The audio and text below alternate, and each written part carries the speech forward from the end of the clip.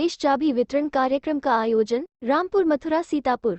भाजपा सरकार का सपना सभी गरीबों के पास हो घर अपना। रामपुर मथुरा ब्लॉक सभागार में प्रधानमंत्री आवास के पात्र लाभार्थियों को गृह प्रवेश चाबी वितरण कार्यक्रम का आयोजन 15 नवंबर को किया गया, जिसमें विकासखंड की विभिन्न ग्राम पंचायतों के मंत्री आवास योजना व मुख्यमंत्री आवास योजना ग्रामीण के अंतर्गत निर्मित होने वाले आवासों के लाभार्थियों ननकई पत्नी राम नरेश, राहुल पुत्र राम सजीवन, सूबेदार पुत्र रामजीवन, शिवलाल उर्फ पप्पू पुत्र मिश्री लाल, अवड्रम पुत्र दीनबंधु, संगीता पत्नी राजू, शाहजहां पत्नी सलीम, अमृतलाल पुत्र भगवान, रुदल पुत्र रामवृक्ष का गृह प्रवेश चाबी वितरण आयोजन में भारत सरकार व उत्तर प्रदेश सरकार द्वारा चलाई जा रही जन कल्याणकारी योजनाओं की चाबी देते हुए लाभार्थियों को प्रथम किस्त की धनराशि डिजिटल अंतरण पत्र वितरण कार्यक्रम, जिसमें मुख्य अतिथि के रूप में जिला पंचायत अध्यक्ष प्रतिनिधि शिव कुमार गुप्ता ने संबोधित करते हुए कहा, सरकार लाभार्थी के खाते में सीधे आवास का पैसा दे रही, जो भी पात्र है उन्हें आवास अवश्य मिले। प्रधानमंत्री नरेंद्र मोदी का सपना है पूरे भारत में सभी पात्र लाभार्थी को सरकार द्वारा चलाई गई योजना पात्रों तक पहुँचे। इस अवसर पर ब्लॉक प्रमुख तारा देवी,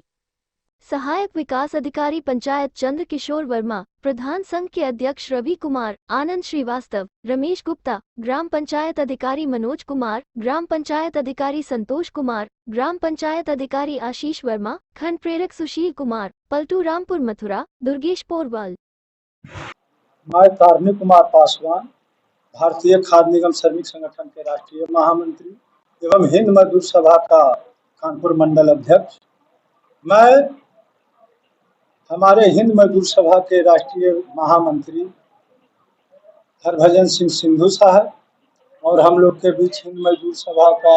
कन्वेनर आपका शरद साहब, आपका डिफेंस से छविलाल साहब, हमारे योगेश ठाकुर साहब और हमारे राम भरोसे जी हैं, पीएफ से हमारे राजेश शुक्ला साहब, आपका LIC से शुक्ला साहब। हम यही कहना चाहते हैं, हम लोग तो छोटे पैमाने पर काम कर रहे हैं। हाँ, SR के मंडल अध्यक्ष और जितने भी हमारे हिंद मजदूर सभा के अलावा जितने डिफेंस, रेलवे, रोडवेज, LIC सभी लोग हमारे हिंद मजदूर सभा के महामंत्री के आने का खबर सुनते ही सभी लोगों ने जोश शोश से इनका स्वागत किया।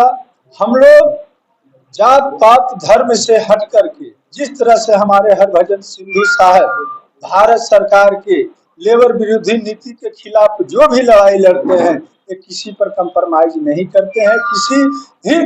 मायने में जो है कि लेबर का जो है कि नुकसान नहीं चाहते हैं। चाहे जितने भी ट्रेड यूनियन के लोग इनको साथ दें या ना दें, व्यक्ति रूप से इनको शेरे दिल्ली कहा जाता था और शेरे दिल्ली की तरह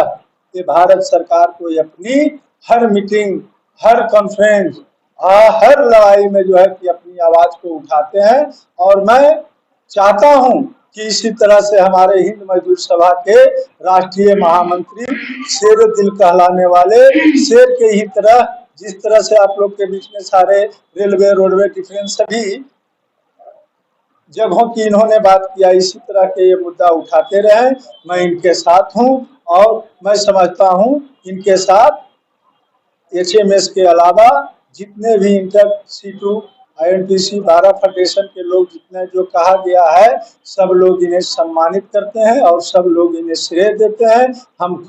हम इनके लिए मैं दुआ करता हूं, ईश्वर से प्रार्थना करता हूं कि इनकी दीर्घायु हो, लंबी उम्र हो, ताकि जो मजदूर गरीब गुरबा है जिनकी लड़ाई जो है कि इस भारत देश में जिंदा रहे। मैं इसी के साथ ज्यादा न कुछ कहते हुए अपनी बातों को विराम देता हूँ। जय हिंद, जय भारत, हिंद मजदूर सभा जिंदाबाद, हरभजन सिंह सिंधु साहब जिंदाबाद। मैं हरभजन सिंह सिद्धू, महामंत्री हिंद मजदूर सभा, आज दिल्ली से वंदे भारत पर कानपुर स्टेशन पर पहुंचा हूं। हमारे कानपुर के विभिन्न भागों के जो मजदूर नेता हैं, उन्होंने अपने साथियों के साथ गर्मजोशी से स्वागत किया है। आज के शाम को all India defence employee federation का खुला अधिवेशन है, उनका ये त्रिवार्षिक अधिवेशन है और उसके अंदर बहुत ही मुख्य मुद्दों के ऊपर चर्चाएं होंगी। और जो पूर्व मुख्यमंत्री हैं वो अखिलेश यादव जी, वो भी उसमें आने वाले हैं और अन्य अतिथि भी उसमें पहुंचेंगे। और जो all India defence employee federation का मांग है कि हमारा जो कॉर्पोरेटाइजेशन किया है वो बिल्कुल गलत किया है, क्योंकि वो एक सीढ़ी है प्राइवेटाइजेशन की तरफ को जाने की। जो देश की रक्षा का जो उत्पादन करते हैं, तो गोले बनाते हैं, जिनके उत्पादन से देश का दो दो तीन तीन लड़ाइयां जीती गई हैं, चाहे चाइना से हो चाहे पाकिस्तान से हो, उसको ठेकेदारों के हाथ में देना वो देश के साथ एक विरोधी काम है, वो देश विरोधी काम है। ऐसी जो देश की विरोधी नीति इन्होंने बनाई है, तो वो सिर्फ डिफेंस को ही नहीं बेच रहे हैं, रेलवे को भी उन्होंने घोषणा की है कि हम तकरीबन 1.5 लाख करोड़ का जो एसेट्स हैं उनको बेचेंगे, वंदे भारत के नाम से 150 गाड़ियां बेचेंगे, कॉलोनियां बेचेंगे, स्टेशन बेचेंगे, और उनसे जो पैसा कमाएंगे उससे अपनी सरकार चलाने का काम कर रहे हैं। इस तरीके से दूसरे डिपार्टमेंट भी, चाहे बैंक है, सारे बैंकों को जो है वो प्राइवेटाइजेशन की घोषणा कर दी है। जितना LIC है, जो प्रॉफिट मेकिंग इंडस्ट्रीज हैं जिनकी बात मैं कर रहा हूँ, मुनाफा कमाने वाले कारखाने हैं, उनको कौड़ियों के भाव में बेचने का काम ये कर रहे हैं। इसकी वजह से पूरे देश के अंदर बहुत ही रोष है वर्करों के अंदर। गवर्नमेंट का जो 1 नंबर का एजेंडा है, ईज ऑफ डूइंग बिजनेस, और उसमें कर्मचारियों के जो हितों की रक्षा जो संवैधानिक तौर पर हमारे संविधान में लिखी हुई है कि 2 हाथ को काम देना चुनी हुई सरकार की जिम्मेवारी है, और डिसेंट जॉब देना, और इस वजह से वो डिसेंट जॉब ना देकर ठेकेदारी प्रथा को लागू कर रहे हैं, जिसके अंदर जो मिनिमम वेज स्टेट की है वो भी ठेकेदार नहीं देता है। 12-12 घंटे काम, ये 12 घंटे काम के लिए कितनी बड़ी लड़ाई दुनिया में हुई। 1886 में शिकागो के अंदर एक 8 घंटे की लड़ाई को लेकर इतना बड़ा शहादत हो गई वहां पर, और अंत में ये समझौता हुआ कि 8 घंटे ज्यादा कोई भी मालिक जो है किसी मजदूर से काम नहीं ले पाएगा। परंतु अभी इन्होंने जो हमारे श्रम कानून 44 थे, जो हमने देश की आजादी से पहले और बाद में संघर्ष करने के बाद प्राप्त किए थे, बिना किसी मजदूर संगठन से बात किए हुए, अपने मजदूर संगठन जो सरकारी लेबर विंग है इनका, उसकी तो मैं कह नहीं सकता हूँ, परंतु वो भी कहते हैं कि हमारे से बात नहीं हुई है। उनको इन्होंने जितने भी वर्कर के हित में उसमें कानून थे उनको बदल दिया है, और मालिकों के हित में सारे प्रोविजन कर दिए हैं। हड़ताल करना उसके अंदर असंभव हो गया है, और सबसे बड़ी बात जो है वो उसमें job security, freedom of association, जो यूनियन बनाने का अधिकार, और सामूहिक सौदेबाजी, जितने मजदूरों के फैसले हैं, तनख्वाह कितनी होगी, सिटी अलाउंस क्या होगा, एजुकेशन अलाउंस क्या होगा, बुढ़ापे का सहारा क्या होगा, बीमारी का इलाज का क्या होगा, ये सारी चीजें जो डिस्कस होती हैं सामूहिक तौर पर, उसको भी इन्होंने एक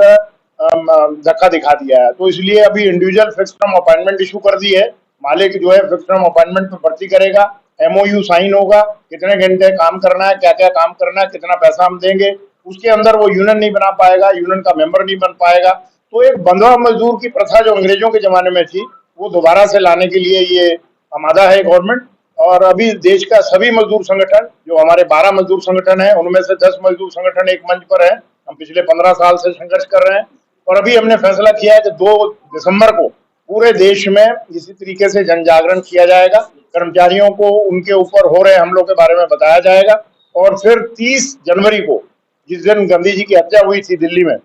में एक बहुत बड़ा राष्ट्रीय सम्मेलन करने का हमने फैसला लिया है। उस राष्ट्रीय सम्मेलन में देश के सभी मजदूर संगठन, छोटे संगठन, सरकारी गैर सरकारी, उन सभी को हमने निमंत्रण दिया है। और उसमें देश का जितना भी जो राजनेता भी जो हैं, जो अपनी पार्टियां चला रहे हैं, जो सरकार से त्रस्त हैं, उनको भी निमंत्रण दिया है कि अगर देश को बचाना है, देश के संविधान को बचाना है, तो एक मंच पर आना होगा। वो भी उनको भी निमंत्रण दिया है। तो उसमें जो हमारा घोषणा पत्र आएगा वो 24 तक के अगले भविष्य की तैयारी करेगा कि कौन हमारे देश में राज करेगा, कौन मजदूरों के हितों की रक्षा करेगा। इसके बारे में पूरे देश में जन जागरण किया जाएगा। शाम को भी इसकी घोषणा यहाँ पर आपके सामने खुले अधिवेशन में की जाएगी।